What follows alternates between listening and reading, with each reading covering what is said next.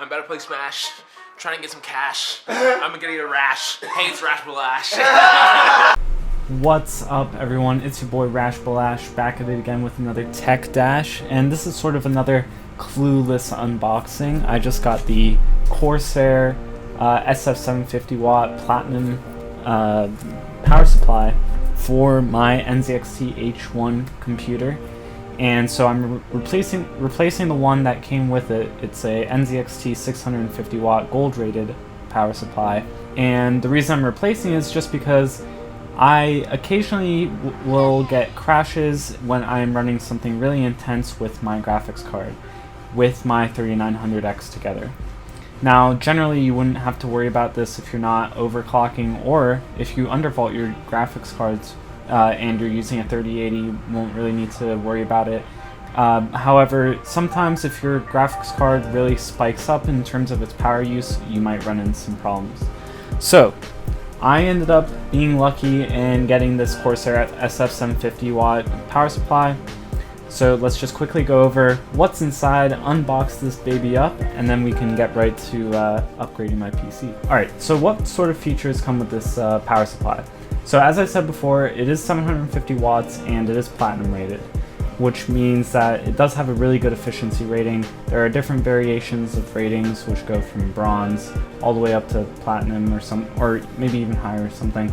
Usually what you want to aim for is something that is gold or above.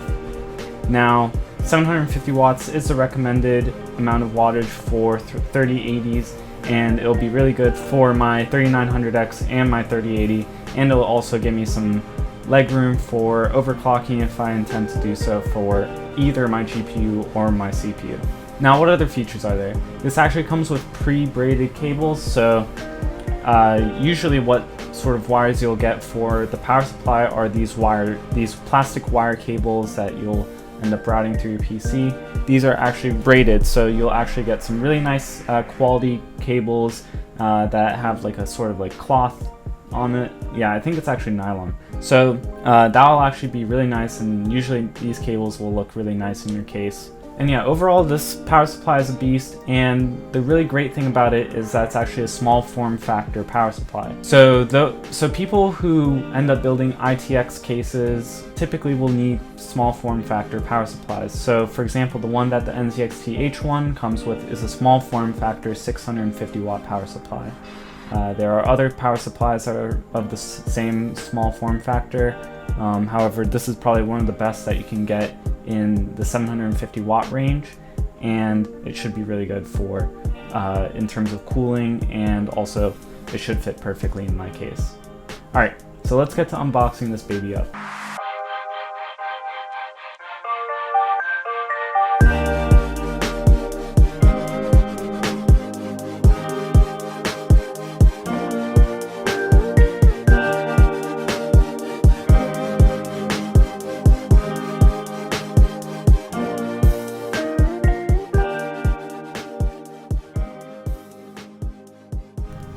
Alright, so inside of the box, as you may have seen, we have the Velcro straps, two different manuals, one that gives you a description of what's inside the box as well. Some silica gel? Cool. Then we have some zip ties, plus a little sticker that you can put onto your PC if you really want to. Next up, we have the power cable. This is just a generic cable, so I'm just going to keep using the one that I'm still using for now. And then we also have the braided cables. This is all coming together, and there are actually a bunch in there, so we'll be able to make sure we have all of them. And then this is like a tray to make sure that if you're using a regular form factor case, that your small form factor power supply will actually fit. And last but not least, we have the power supply. And to be quite honest, it was actually a lot smaller than I was expecting. The NZXT small form factor power supply is actually bigger than this one. So this was a nice surprise. It actually gave me some more space inside of the case, as you guys will see in a bit. But it looks really great, it feels nice. Not that you'll be holding it, but you know, I'm excited to put it in there. Alright, so I'm going to start off with taking off the front panel, and the back panel and the shell of the case for my NZXT H1. And these three pieces really are what hold together this NZXT H1. And then once you have those off, basically the entire computer is exposed to you. On the back here you can see the power supply, which is what we're going to be replacing. Here's my 3080, which barely just fits in my case. And then here's the front. This is the power supply cover, which we're going to want to take off so that we can disconnect the cables from the front and then unscrew the power supply from the back. It's easier said than done, because there's actually a ton of screws that we're going to have to remove from the top of the case in order to be able to get the power supply out, since there's not enough space.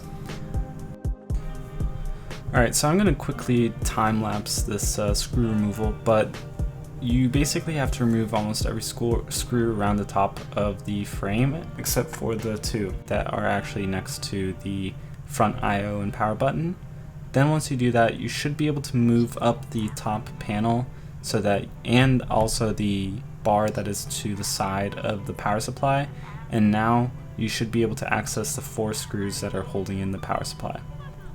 Once you get all 4 screws off, you will have to actually remove the 2 screws that hold the AIO for the computer case, and once you remove that, you should be able to move the panels that are surrounding the power supply such that it can actually basically slide out the side of the case. And then you can actually just insert the new power supply the same exact way. It's not the cleanest method, I'm sure there's better ways. This way worked for me, and I had no issues afterwards. Now, when comparing the sizes of the power supplies, you'll see that the Corsair is actually just a bit smaller than the NZXT power supply, which is pretty nice because it's actually going to give us some more space for the cables and maybe a future screen for the power supply cover. And now we're going to just slap the Corsair power supply back in there and then attach the 4 screws. It's important to note which side the fan is on, so make sure that you have that on the outside, just so that it actually has substantial cooling and it isn't running into any problems with overheating. Otherwise you'll end up getting a lot of ramping up in order to cool off the interior of the power supply, and it'll create more noise. Now, once you have these 4 screws in, I noticed that the power supply cable to provide the actual power is a little bit tight. Unfortunately, I didn't find a fix immediately when I was doing this, but I did actually look it up, and people have created 3D printed parts in order to actually put some more space in there, and then that way the cable doesn't run into any issues. Another issue I noticed was actually that the power supply cable wasn't long enough, so I actually ended up having to go to the bottom of the case, cut the zip tie that was holding the extra length of the power supply cable. Luckily there was some, and then just extend that. I ended up using a zip tie that came with the box of the power supply, and that just tidied things up really nice. Once I did that, I just secured the power supply back up with the 2 screws that actually were already there previously. And then here's an example of where the power supply cable was just really tight to fit, but I ended up just shoving it in at the end. However, maybe those 3D prints might come into handy at the end.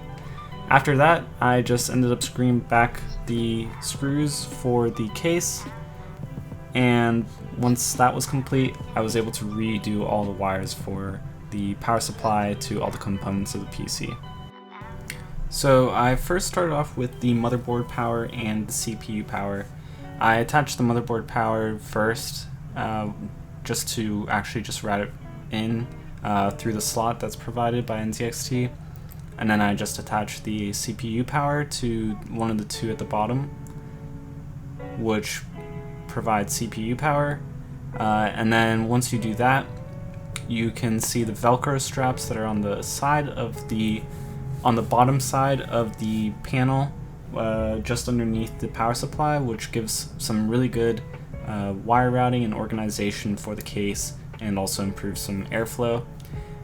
So I just Velcro strap these to the top of that panel, and then the motherboard power only goes to the first 2 Velcro straps, and the CPU goes through all 3 of them, and then continues on down along one of the bars, while the motherboard just goes directly into the motherboard power, which is just inside of the frame on the left side of the motherboard.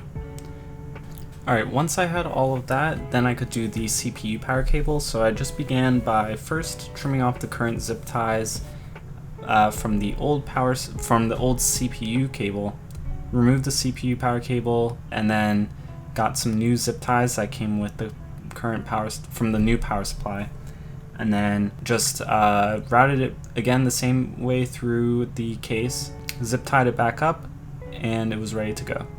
Now once I had those zip ties in, I just screwed back in the AIO panel, and now I had to actually attach the PCIe power for the GPU. This actually was really easy. Unfortunately, the cables for the PCIe that come with the Corsair power supply are not very short. However, this isn't really a problem because, I mean, this PSU is so small that it provides so much space for the PCIe cables that actually in the end it looked neater than what came with NZXT. Alright everyone, there we go. An hour or maybe like 45 minutes later, we finished upgrading the PSU. Didn't really run into anything too big of a problem. The cable in the back, sure, it is squeezed up a lot, so that could maybe cause a problem with the wires fraying later on, but that is a problem that we'll eventually run into if it does happen. I mean, everything was already basically routed for us. We didn't really have to think, we just had to replicate. So the CPU wire went where the old CPU wire used to be. The motherboard wire went exactly where the old motherboard wire went, and then the PCIe wire was really easy just to tuck back underneath the PSU cover. Let me know if you guys have any questions down in the comments below, and I'll see you guys in the next one. This is the best day of my life. I met RashBalash!